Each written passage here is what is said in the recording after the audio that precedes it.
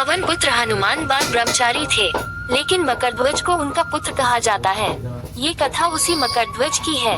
वाल्मीकि रामायण के अनुसार लंका जलाते समय आग की तपिश के कारण हनुमान जी को बहुत पसीना आ रहा था। इसलिए लंका दहन के बाद जब उन्होंने अपनी पूंछ में लगी आग को बुझाने के लिए समुद्र में छलांग लगाई तो उनके शरीर से पसीने की एक बड़ी सी बूंद समुद्र में गिर पड़ी। उस समय एक बड़ी मछली ने भोजन समझ वह बूंद निगल ली। उसके उदर में जाकर वह बूंद एक शरीर में बदल गई। एक दिन पाताल के असुरराज अहिरावण के सेवकों ने उस मछली को पकड़ लिया। जब वे उसका पेट चीर रहे थे तो उसमें से वानर की आकृति का एक मनुष्य निकला। वे उसे अहिरावण के पास ले गए। अहिरावण ने उसे पातालपुरी का रक्षक नियुक्त कर दिया। यही वानर हनुमान पुत्र मकरध्वज के नाम से प्रसिद्ध हुआ। जब राम रावण युद्ध हो रहा था तब रावण की आज्ञानुसार अहिरावण राम लक्ष्मण का अपहरण कर उन्हें पातालपुरी ले गया।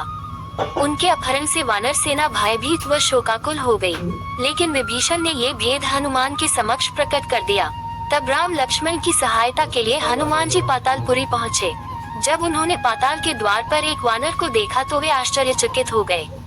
उन्होंने मकरध्वज से उसका परिचय पूछा। मकरध्वज अपना परिचय देते हुआ बोला, मैं हनुमान पुत्र मकरध्वज हूँ और पातालपुरी का द्वारपाल हूँ।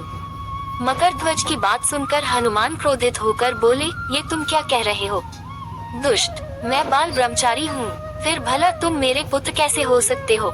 हनुमान का परिचय पाते ही मकरध्वज उनके चरणों में गिर गया और उन्हें प्रणाम कर अपनी उत्पत्ति की कथा सुनाई।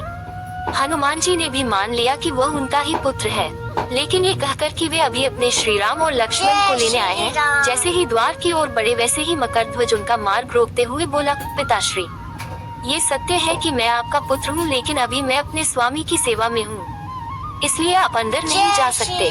हनुमान ने मकरध्वज को अनेक प्रकार से समझाने का प्रयास किया, किंतु वह द्वार से नहीं हटा।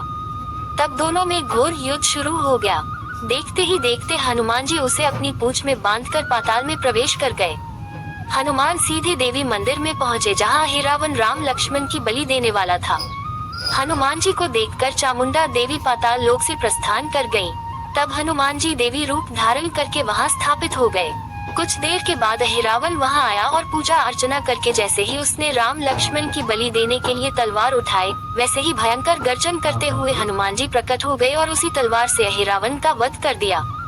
उन्होंने राम लक्ष्मण को बंधन मुक्त किया। तब श्री राम ने पूछा, हनुमान, तुम्हारी पूंछ में ये कौन बंधा है?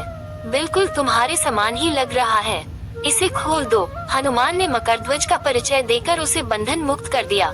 मकरध्वज ने श्री राम के समक्ष सिर झुका लिया। तब श्री राम ने मकरध्वज का राज्याभिषेक कर उसे पाताल का राजा घोषित कर दिया और कहा कि भविष्य में वह अपने पिता के समान दूसरों की सेवा करे। ये सुनकर मकरध्वज ने तीनों को प्रणाम किया। तीनों उसे आशीर्वाद देकर वहाँ से प्रस्थान कर गए। इस प्रकार मकरध्वज हनुमान पुत्र कहलाए।